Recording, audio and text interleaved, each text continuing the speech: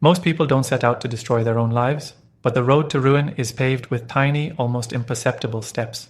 Anonymous, there's a brutal, unspoken truth about married women that most men don't see.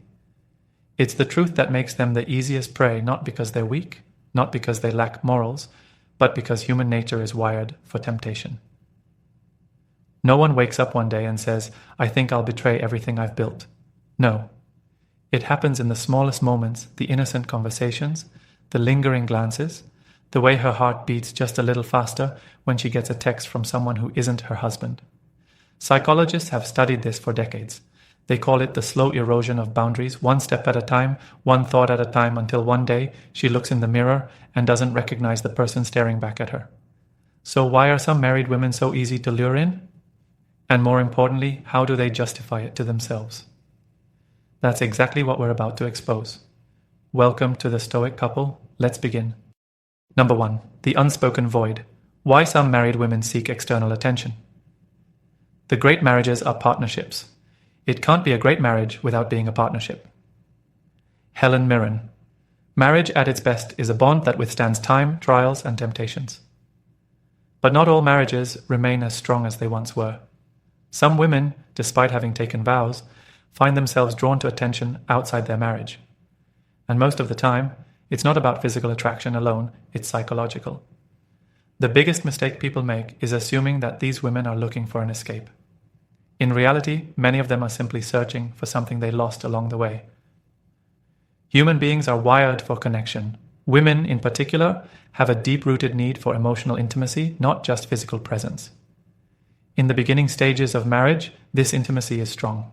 The late-night conversations, the stolen glances, the feeling of being seen, it's intoxicating, but over time, routine takes over. Suddenly, life becomes predictable. The deep conversations turn into logistical discussions about lists and household chores.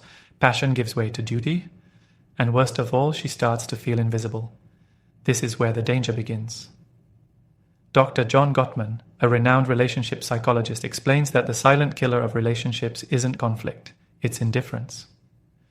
When a woman no longer feels noticed by her husband, her subconscious mind starts seeking validation elsewhere, sometimes without her even realizing it. People will do anything to avoid being lonely, even if it means losing themselves in the process. Mitch Albom. A simple compliment from a stranger. A conversation with a man who actually listens. A moment where she feels interesting again. And suddenly, that tiny interaction feels like oxygen after years of suffocation. Marriage comes with responsibilities, predictability, stability. But the downside of stability is that it often kills excitement. In psychology, this is called the Coolidge effect, the idea that novelty is what triggers desire. People, both men and women, are drawn to the excitement of the unknown. And if a woman has been married for years, if every day looks the same, if every interaction feels rehearsed, then the slightest spark of something new can feel electrifying. Not because she doesn't love her husband, not because she's a bad person, but because she misses the thrill of feeling wanted. We are most alive when we are in love. But love is not just about being together, it's about being chosen again and again. F. Scott Fitzgerald. When a woman feels pursued, when she feels like she has power over a man's desire, it reminds her of a version of herself she thought was long gone. The younger version, the confident version, the one who felt effortlessly attractive. And so even if she never intends to cross any lines, she might start walking closer to them, because in those fleeting moments, she feels alive again. Another overlooked reason why some married women become susceptible to external validation is social identity loss. Many women, after marriage, start to feel like they are no longer an individual. They are someone's wife, someone's mother, someone's caretaker. Their identity shifts from who I am to who I am to others. Before marriage, she was a mystery, an individual, someone with dreams, interests, passions. After marriage, she becomes defined by her roles: wife, mom, supporter, the one who keeps things together. And while these roles are beautiful, they can also become restrictive. If a woman no longer feels like her own person, she might start seeking out interactions that make her feel separate from her role. And sometimes that interaction comes in the form of another man. Number 2. The justification game. The mind will always find a way to justify what the heart has already decided. Anonymous. No one wakes up one day and says, I think I'll betray my marriage today. That's not how it works. When a married woman begins engaging in emotionally or physically risky behavior, it doesn't happen all at once. It's a slow, slippery process, one that is often justified in the deepest corners of her mind, long before it manifests in real life. Because the truth is, guilt is an unbearable weight. And if someone can convince themselves that what they're doing isn't really wrong, they no longer have to carry that weight. So how does this happen? How do married women rationalize crossing the line? At first, everything feels innocent. It's just a little attention. What's the harm? I'm just talking to him. There's nothing wrong with that. It's not like I'm cheating. I'm just enjoying the moment. The human brain is a master of self-deception. If something feels good but goes against one's moral values, the brain creates excuses to bridge the gap. Psychologists call this cognitive dissonance the tension that arises when our actions contradict our beliefs. And when that tension becomes too much to bear, the mind bends reality to protect itself. The easiest person to fool is yourself. At first, she tells herself, "My marriage? This is just something separate for me." But here's the kicker: the more she justifies, the further she'll go.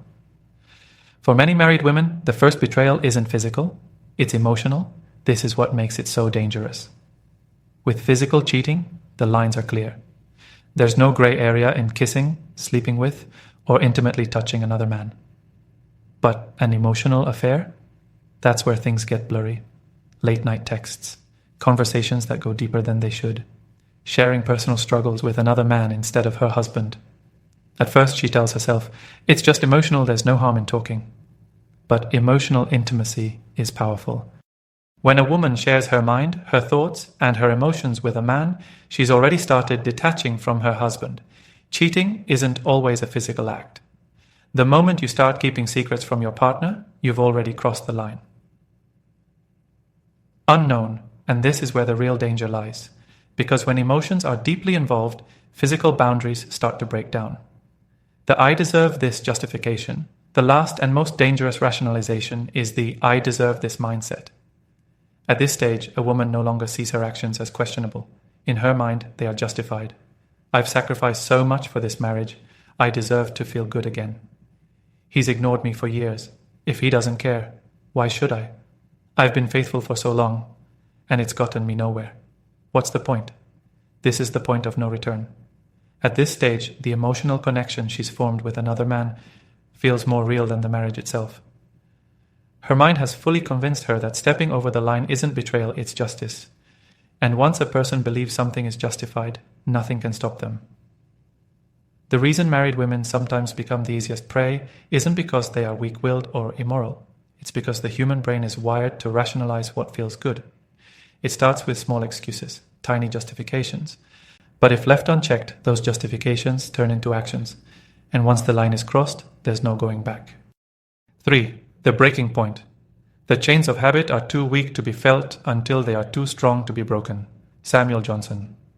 Every story has a point of no return, a moment where there's no more just talking, no more innocent flirting, no more rationalizing. The game is no longer a game. It becomes real. And the scary part? Most women don't even realize when it happens until it's too late. In psychology, there's a concept called threshold theory. It explains why people who swore they'd never do something eventually end up doing it. Because the hardest part isn't doing it, it's doing it the first time. The first time she sends a message she knows she shouldn't send. The first time she meets up with him just as friends. The first time she feels his hand linger a little too long and she doesn't pull away. That's the moment where everything shifts. Because after that first time, the second time is easier. What we do repeatedly, we become Aristotle. And before she knows it, what once felt forbidden starts to feel normal. The biggest lie people tell themselves. Here's the biggest lie people tell themselves when they're on a dangerous path. I can stop whenever I want. But can they? Not really. Because once something triggers an emotional response, it becomes addictive. Neuroscientists have found that romantic and sexual attraction activate the same brain pathways as drug addiction. The dopamine rush of a new connection feels intoxicating, like a hit of something she didn't even realize she was craving. So even if she tells herself this is the last time, she'll find a reason to go back. Because at this point, it's no longer about the other man. It's about the feeling she gets when she's with him. At first, lying feels unnatural. The first time she hides a message. The first time she makes an excuse. The first time her heart races when her husband asks, "Who are you texting?" It feels wrong, but the human mind is terrifyingly adaptable, and after a while the guilt turns into strategy. She gets better at covering her tracks. She compartmentalizes so well that she doesn't even feel guilty anymore. She starts believing her own lies, and this is where things spiral. Because the longer the secret exists, the harder it is to escape. She might tell herself, "I'll end it next week. Next month. Soon." But weeks turn into months, and by the time she realizes she's trapped in her own web, it's too late. The final shift. Here's the final shift that happens in a woman's mind when she's gone too far. She stops seeing her marriage as her primary relationship. Her husband becomes the other man. The real connection, the real passion, the real intimacy. It's happening elsewhere. At this stage, even if she hasn't physically crossed the line, her heart already belongs to someone else. And when that happens, there are only two ways this story ends. She gets caught. She walks away from her marriage, unable to live a double life anymore. The ultimate truth. So why are some married women the easiest prey? Because they're not looking to cheat, they're looking to feel something they lost. And once they find it, walking away feels impossible. Not because they don't love their husbands, but because they've convinced themselves that what they've found is something they'll never get back at home. And once that belief settles in, nothing will ever be the same again. So if you understand this truth, you hold power. The power to see what others miss. The power to read between the lines. The power to recognize the silent signals before they turn into something irreversible. And with that knowledge, you'll never be blind to the game again. This is the Stoic couple. Until next time, take care and see you in the next video.